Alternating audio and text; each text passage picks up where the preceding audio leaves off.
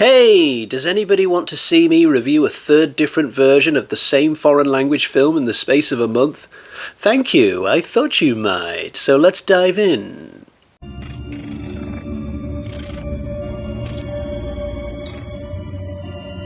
Hi guys, and welcome to part 5 of my Ring review series, and I've got to say, out of all the films in this franchise, this is the one I was looking forward to watching and reviewing the least. I mean, essentially it's the same film we've already had twice at this point. I know we've still got the American version of The Ring to come, but in that case, I know that film's brilliant. It's been a favourite film of mine from years gone by, but I didn't really need this extra South Korean version acting as an interlude between Ring 98 and the American one.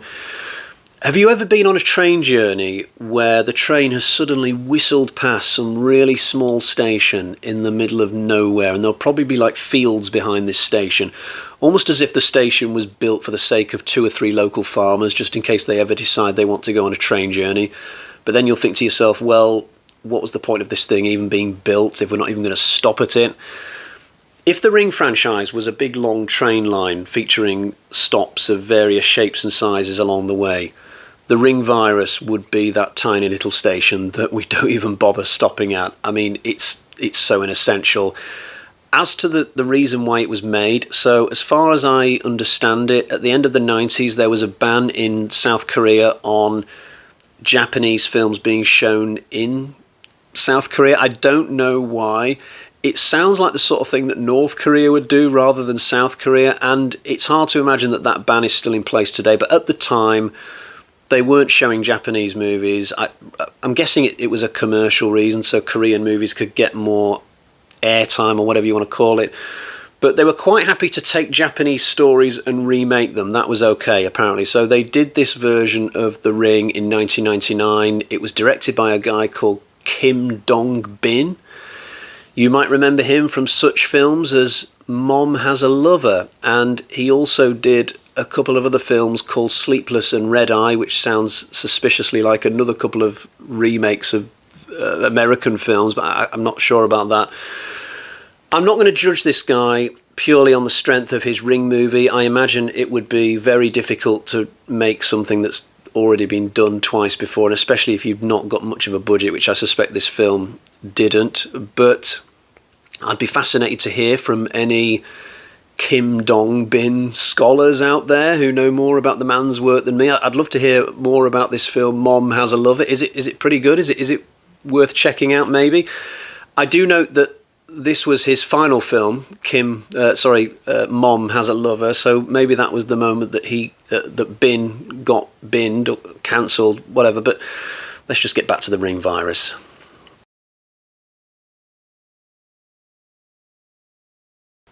Just in case you have forgotten the plot of Ring since I reviewed the 95 TV version, and just in case you have then forgotten the plot again since I reviewed the 98 version, I will quickly tell you that this film is about a female journalist who investigates the deaths of 4 youngsters who all seem to have died of a heart attack at the exact same time. Blah, blah, blah. This leads to the discovery of a very dangerous videotape that can kill you if you watch it, and yada, yada, yada. We end up in a well. But this version does absolutely nothing new with the material. It's just the same. I mean, it's the same. I'll quickly talk you through what this film does with some of what I would call the key Ring moments, the famous moments that we all know and love from the better versions. So to begin with, the opening kill, it's not very good here. This film is 108 minutes long, which is long for a horror film, and yet despite that, this version just speeds past the opening kill to the point where, had I not already been very familiar with the story, I would have struggled to have known what the hell happens in the prologue.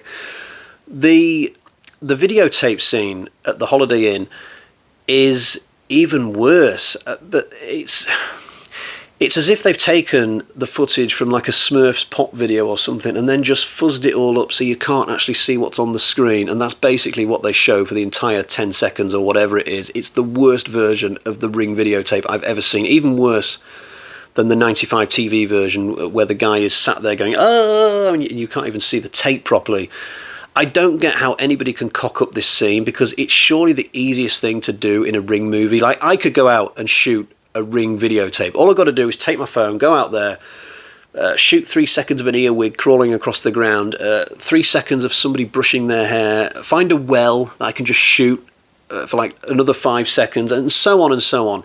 Get loads of clips like that.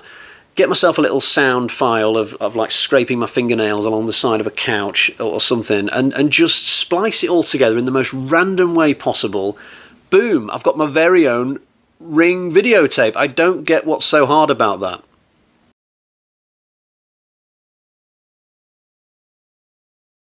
There is some redemption late on in the form of the death of the journalist's boyfriend, ex-boyfriend. You know, the scene where Sadako comes through the TV screen, except it's not actually Sadako in this film. So they've changed a lot of the names to Korean names, including that of the famous long-haired villain or villainess. They've changed her name in this to Park Eun-suh, which doesn't sound very good. I don't want to make out like I think Korean names are bad in general or anything like that, but it's not the same as having Sadako or Samara. Park Eun-suh, it just doesn't carry any weight. But the actual kill itself is all right. I mean, I'm not going to give too much credit, because essentially they're just copying the same kill that has come before. But it was certainly efficient enough for me to think to myself, this film has actually done something right at the last possible moment. And it pissed me off a little bit, actually, because I was so bored towards the end of this. I was counting down the seconds for it to end, and suddenly I get this decent version of the final kill, and I thought to myself, oh no, now I'm going to have to go through the effort of getting the bag of axes out of the loft just for the sake of holding up half an axe or one axe on the strength of this kill. Up until that point, I'd been seriously tempted to just not bother getting the bag out and just give it 0 out of 5. But on the whole, there's just not much to enjoy about this version. There's very few talking points about it as well. I said earlier that there's nothing new done with the story here. There is actually one new thing to my mind, but it's a negative thing. So in whichever version of Ring you're watching, there comes a point where the journalist has got to figure out, or she's got to deduce, that the island is where she needs to go next. And in the American version, what she'll do is she'll look at the videotape and just see little clues, little places that could only be on this particular island. I can't remember how it's done in the 98 version, but it's something reasonably logical, I think. But in this version, there's no fancy Blade Runner shit done on there. You know, zoom in on that little bit on the left, and we'll pan to that part of the screen or anything like that, because all you've got to work with this is this ridiculously blurry blue screen. So they've had to come up with some other way that the journalist knows to get to the island, and what they've done is have what would previously have been the Ryuji character just basically figure things out in his head with no logical reasoning. I think he's got like a psychic ability, as in other versions, but he just figures it out. He's like, oh, well, this is surely a tape that's not actually a real thing. It must have been done by a woman blinking really fast, and it's definitely supernatural in origin. He's like Mulder in the X-Files, like just deducing the answer to the problem, but without any logic of how he got there.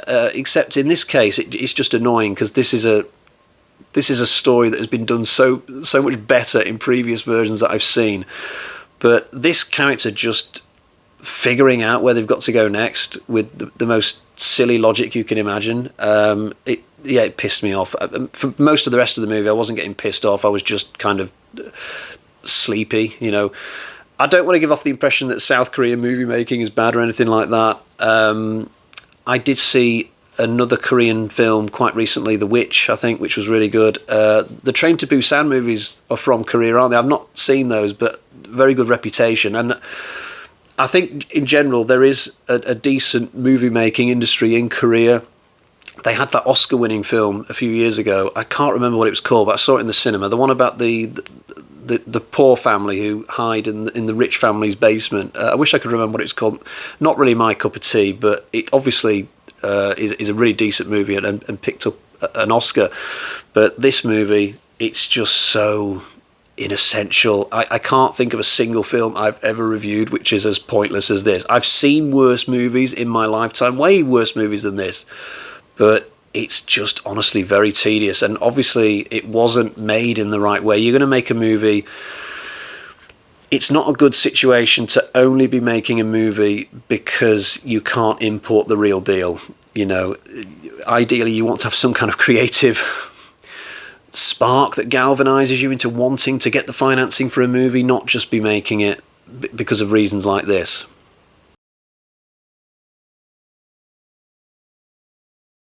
So we've reached that point where I would normally show you the version that I own for this, but I obviously don't own a copy of Ring the Virus. I don't even know if you can even pick up a copy of this. I watched it on YouTube. That's the good news. It's available on there for free if you want to check it out, although why you would want to waste 108 minutes of your life watching a version of a film that has been done better in so many other examples, I don't understand why you would do that, unless you are thinking of doing a Ring review series on the internet or on YouTube or whatever. If that's the case, then as far as I'm concerned, I expect you to watch this. If I made the sacrifice, you can, but unless you're doing that, there's no point really. Right, let's get to the bag of terror and see how I'm going to score this. Anything in here?